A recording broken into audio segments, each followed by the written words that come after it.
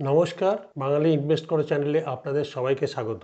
আজ আমরা আলোচনা করব, আপনারা অনেকে আমাকে বলেছেন মিউচুয়াল ফান্ড স্কিম কোন ফান্ডটা আমরা বেছে নেব। প্রথম কথা যে ফান্ড না, কোন স্কিম।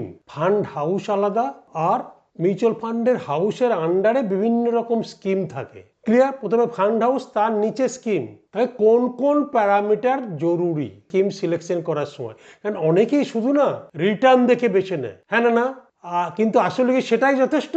চলুন আমরা বিস্তারিতভাবে জেনে নিই কি করলে কি হয়। সো পুরো জানতে হলে পুরো ভিডিওটা দেখুন, আর যদি চ্যানেলটাকে সাবস্ক্রাইব করা না থাকে অতি অবশ্যই চ্যানেলটাকে সাবস্ক্রাইব করবেন। এরকম ভিডিও আপনারা অনেক দেখতে পাবেন। আর যদি ভালো লাগে অতি অবশ্যই বাঙালিদের মধ্যে শেয়ার করুন, যাতে বাঙালিরা জানুক, বুঝুক, দিয়ে ইনভেস্ট করুক। নাহলে মানুষগুলো না জেনে না বুঝে লোকের কথা ইনভেস্ট করছে, আর মানি মার্কেটের মতো জায়গায় সর্বশান্ত হয়ে যাচ্ছে। ঠিক না ভুল? চলুন ভিডিওটা পুরো দেখি এবার। প্রথম হচ্ছে স্কিম সিলেকশন করতে হয় আপনার রিস্ক অনুযায়ী। আপনার রিস্কোমিটার কি, সেই অনুযায়ী প্ল্যানিং করতে হয়।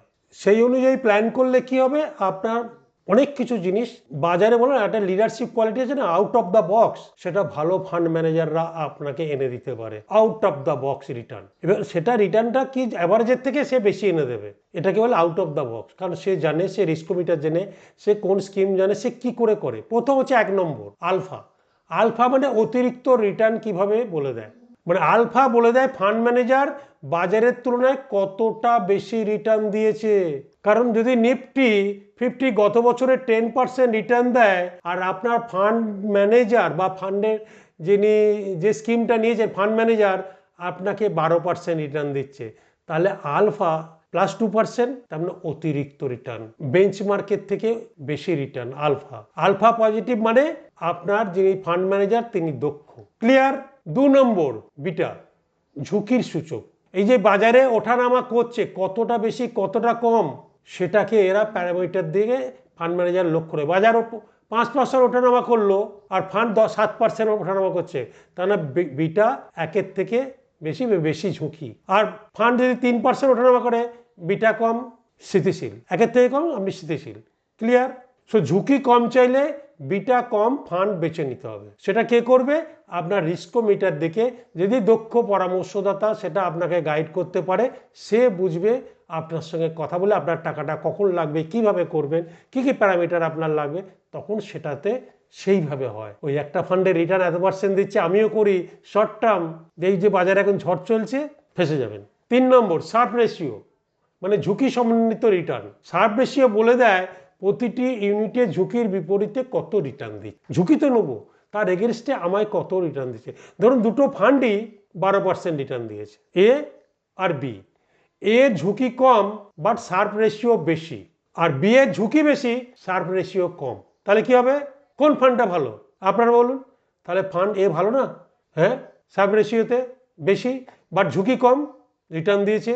দুজনেই 12% দিয়েছে, কিন্তু আপনার প্যারামিটার অনুযায়ী, আপনার রিস্কোমিটার অনুযায়ী, আপনার প্ল্যানিং অনুযায়ী ডিপেন্ড করবে, তাই তো? সো শার্প রেশিও এটাকে ইন্ডিকেট করে। 4 নম্বর হচ্ছে স্ট্যান্ডার্ড ডিভিয়েশন, মানে ভোলাটিলিটি কত। স্ট্যান্ডার্ড ডিভিয়েশন বোঝায় বাজারের এই ওঠানামা কতটা সেই ফান্ড ম্যানেজার মিটিগেট করছে। ধরুন এর রিটার্ন 8 থেকে 12%-এর মধ্যে ওঠানামা করছে ফান্ডের, আর ফান্ড বি এর রিটার্ন 2% থেকে 20%-এর মধ্যে ওঠানামা করছে, তাহলে ফান্ড বি বেশি বেশি ঝুঁকি, তাই তো?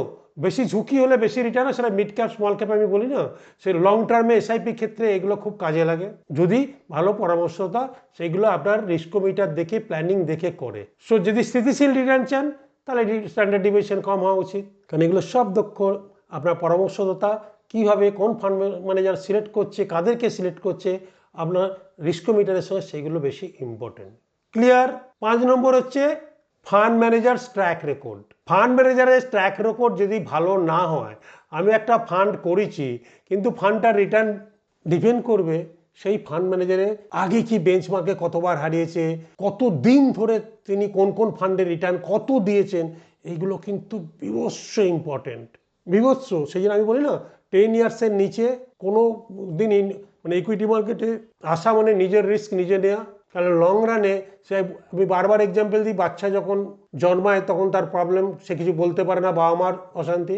সেখানে মিউচুয়াল ফান্ডও প্রথম 5 বছর আপনাকে খুব জ্বালাবে, কারণ আপনি শিখছেন, জানছেন, বাজারে এই নেগেটিভ গেলে আপনার একটা কষ্টের টাকা আপনার ধুকপুক পড়বে। আমাদের করে না, কারণ আমরা অনেক দিন ধরে এই মার্কেটে আছি, জেনে গেছে এই সময় কি করতে হবে, সেই জন্য আমাদের হয় না। আপনারা যারা নতুন তাদের বুক ধুকপুক করবে। বাট একবার এই যে পিরিয়ডটা গত 2 বছর ধরে মার্কেটে পড়ে আছে, সেটা যদি যখন পেরিয়ে যাবে না, তখন দেখবেন আপনাদের আর কোনোদিন ভয় লাগবে না। সব বিনিয়োগকারীরা কি করে, দক্ষ মানে কি বলবো, ফান্ড ম্যানেজার না থাকলে আপনার রিটার্নও কিন্তু সেই ভালোটা হবে না।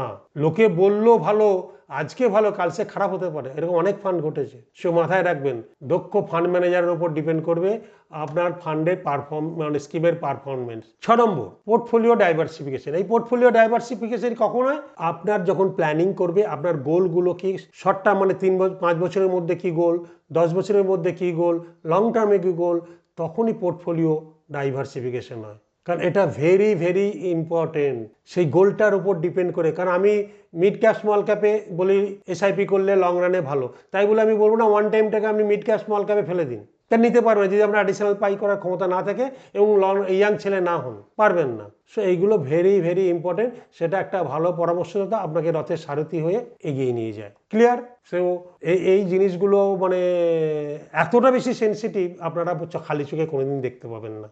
ক্লিয়ার? আপনারা অনেকে বলেন না সেক্টরিয়াল ফান্ড, সেক্টরিয়াল ফান্ড আছে সব থেকে ডেঞ্জারাস ফান্ড। বাট বলেছিল 3টে ক্যাটাগরি ফান্ড আছে, আগে বলেছি, large cap, mid cap, small cap, সব সেক্টরেই, সে ব্যাংকিং, ফার্মা, আইটি, এফএমসিজি, যে কোনো সেক্টরে যাবেন, এনার্জি, ডিফেন্স। বাট আমি যদি আমার সেই 3টে ক্যাটাগরির মধ্যে কারণ থাকি, তাহলে তো কোনো অসুবিধা নেই, কিন্তু সেক্টরিয়াল ফান্ডে গেলে কি সেখান থেকে আর বেরোতে পারবো না, ওই সেক্টরেই থাকতে হবে। It's a dangerous. তাই বেশি ডাইভার্সিফাই করতে নেই। এসআইপিতে ম্যাক্সিমাম 5টা ফান্ড, 5 থেকে 6টা, আর লামসামেও তাই। সেইভাবে ডাইভার্সিটি কভার সব মিড ক্যাপ বা সব স্মল ক্যাপ তা নয়, ভাগ করে সেটা ভালো পরামর্শটা আপনাকে রথের সারথি গাইড করে নিয়ে যাবে। আর এই যে সেগমেন্ট 7 নম্বর, লিকুইডিটি আছে কিনা ফান্ডটা, আপনি ধরুন একটা লিকুইড ফান্ডে টাকা রেখেছেন, সেটা কতটা ক্লোজ এন্ডেড, কতদিনের লিকুইডিটি করতে দেবে, ওপেন এন্ডেড কিনা, বা যখন আপনি রিডিম করবেন তার জন্য কোনো চার্জ কাটে কিনা, সেগুলো কিন্তু খুব ইম্পর্টেন্ট। কারণ ওপেন এন্ডেড ফান্ডে যে কোনো সময় টাকা দিতে পারে, কিন্তু ক্লোজ এন্ডেড ফান্ড হলে আপনার টাকা আটকে যেতে পারে।